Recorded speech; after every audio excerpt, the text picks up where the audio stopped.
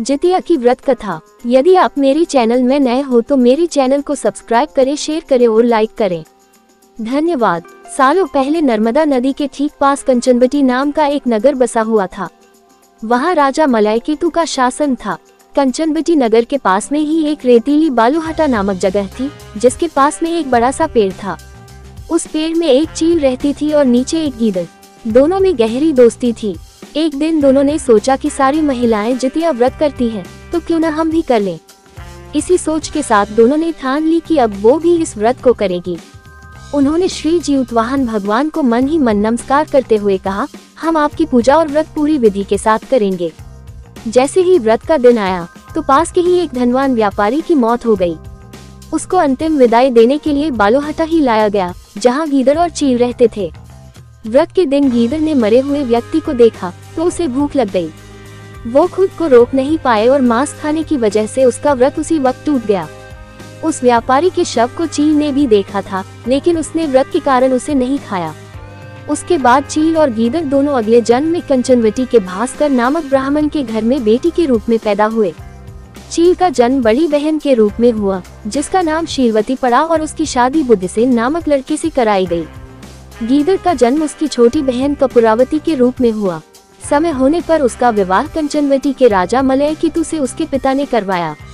भले ही कपूरावती विवाह के बाद कंचनबटी की रानी बन गई हो, लेकिन उसे बेटा का सुख नहीं मिला। उसके घर जितने भी बच्चे जन्म लेते थे वो उसी दिन मर जाते। ऐसा होते होते कपूरावती काफी परेशान हो गई। इधर उसकी बड़ी बहन शीलवती को 7 बेटे हुए थे। जब उसके सारे बेटे बड़े हो गए तो उन्होंने महल में कार्य करना शुरू कर दिया। अपनी दीदी के बेटों को देखकर धीरे धीरे कपूरावती रानी के मन में जलन का भाव पैदा होने लगा। उसने इसी जलन की वजह से अपने पति को कहकर अपनी दीदी के सारे बेटों के सिर कटवाकर एक बर्तन में रख दिए।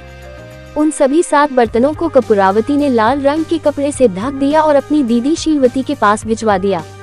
भगवान जीवतवाहन भी ये सब देख रहे थे। उन्होंने रास्ते में ही सभी 7 भाइयों के सिर को धड़ से जोड़ा और अमृत पिलाकर जिंदा कर दिया। फिर सभी भाई अपने घर चले गए और उन बर्तन में भगवान की कृपा से फल भर गए। उधर कपूरावती अपनी दीदी के घर से शोक समाचार मिलने के इंतजार में बैठी हुई थी। जब कोई संदेश नहीं आया तो वो खुद ही शीलवती के घर चली गई। वहाँ जैसे ही उसने अपनी दीदी के सारे बेटों को जिंदा देखा तो वो हैरान हो गई। कुछ देर बाद उसने दीदी शीलवती को अपनी हरकत के बारे में बताया। उसने कहा कि किस तरह से उसने बर्तनों में उसके बेटों के सिर काटकर डाल दिए थे और जोर जोर से रोने लगी। तभी शीलवती को अपने पिछले जन्म के बारे में याद आ गया। वो अपनी छोटी बहन को उसी पेड़ को पास लेकर गई जहां वो दोनों पहले रहा करते थे। उसने कपूरावती को पिछले जन्म में रखे जितिया व्रत की पूरी कहानी सुनाई।